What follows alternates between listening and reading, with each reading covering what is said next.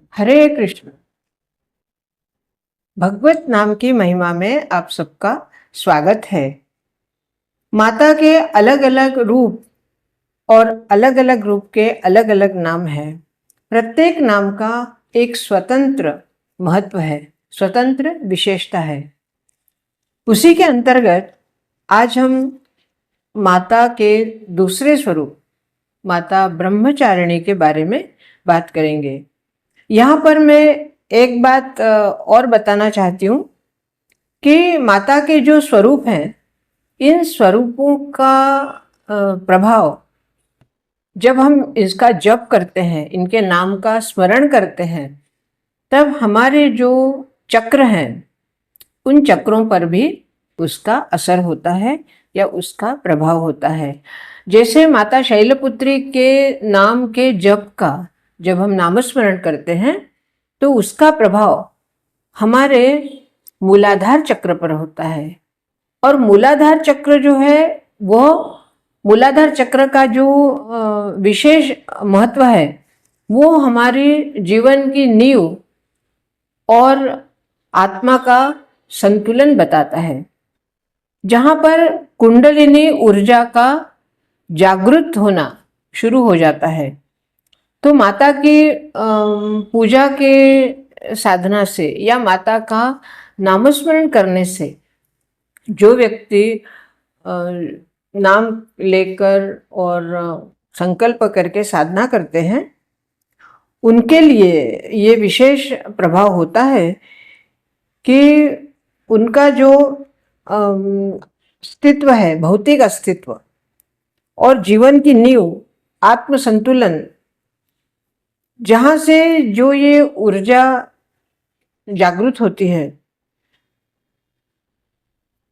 तो व्यक्ति में जो साधक है उसका आत्मविश्वास बहुत ज़्यादा बढ़ जाता है।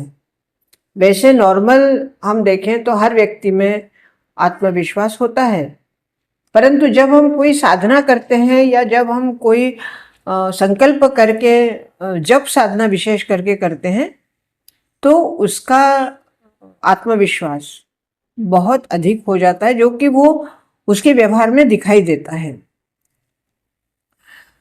तो आज माता के जो दूसरा स्वरूप है ब्रह्मचारिणी का, उस ब्रह्मचारिणी के स्वरूप और माता के नाम का जो प्रभाव है उसको जानने के लिए आज हमारे पास हमारी जो हमसे ये सब बातें पूछती हैं या उनमें ये जिज्ञासा है कि वो हमसे कुछ पूछें और उनके प्रश्नों का उत्तर या उनकी जो जिज्ञासा है उस जिज्ञासा को मैं पूर्ण करूं।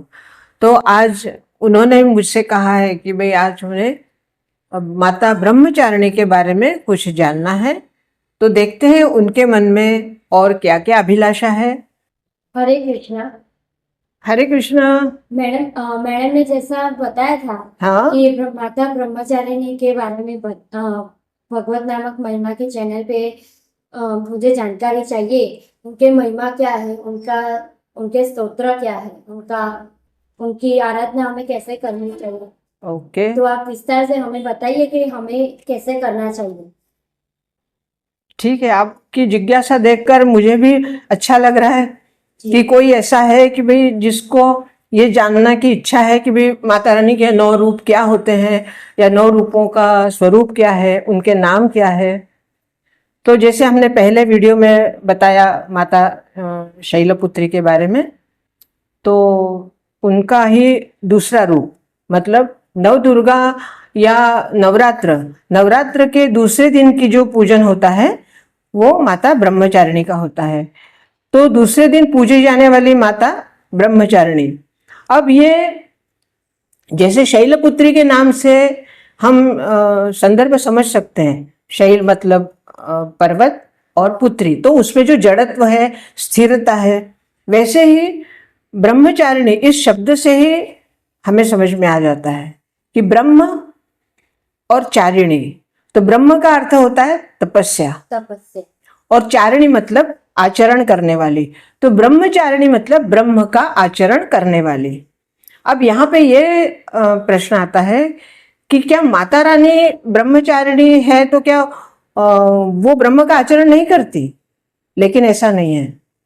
ब्रह्म का आचरण तो वो करती क्योंकि वो तो ब्रह्मचारिणी ही है, परंतु हम मानवों के लिए ये संदेश है कि हमें ब्रह्म का आचरण करना है।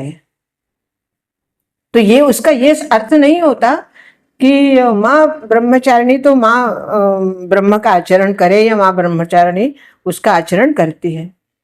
तो उसका अर्थ है कि ब्रह्म और आचरण।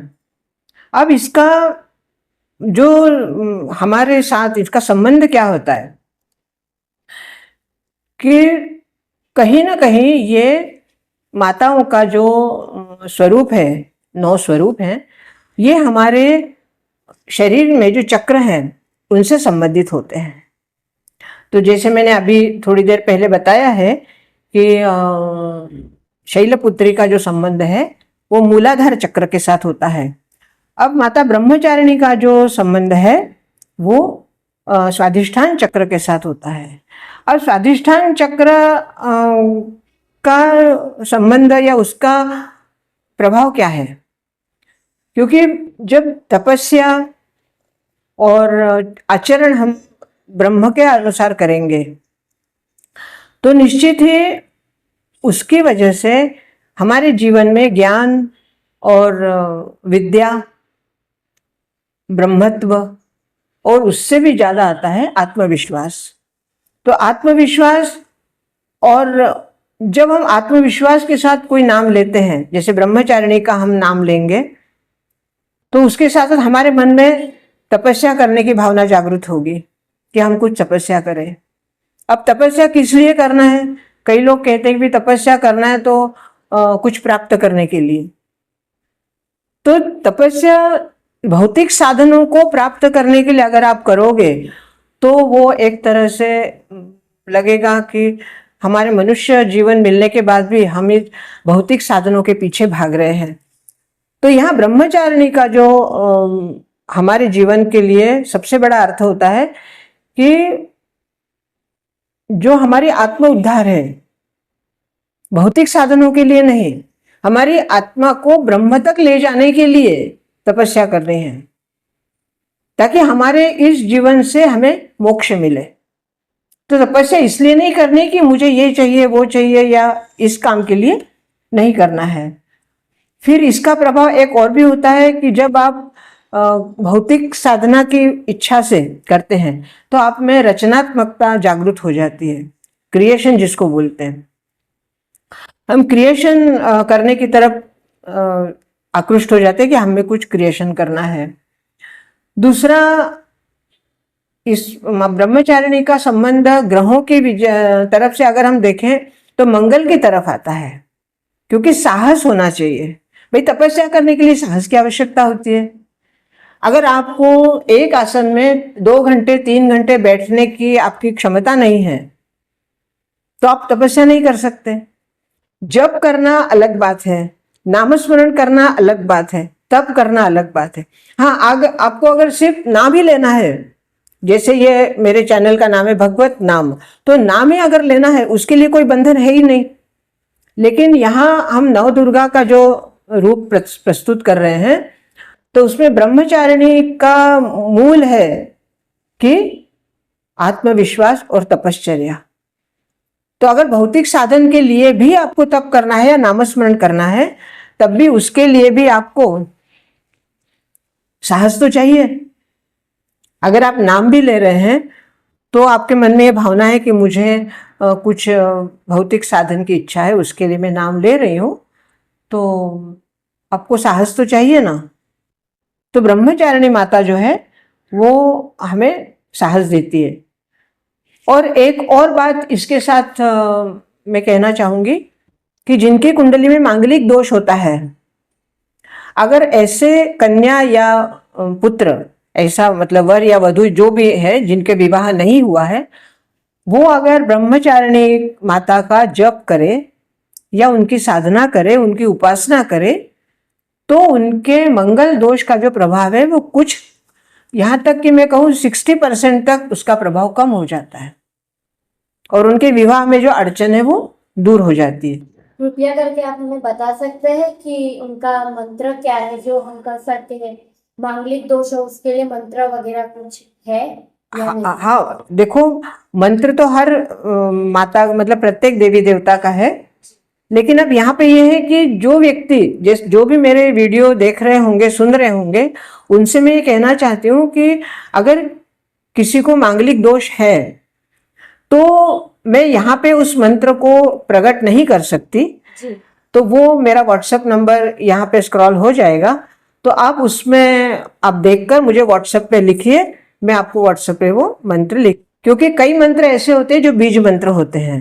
जी तो जो साधारण मंत्र होते हैं, साधारण मतलब वैसे तो कोई भी मंत्र साधारण नहीं होता, सिर्फ हम ओम ब्रह्मचारिणी देव्यै नमः इतना भी बोलेंगे तब भी वो मंत्र है ही।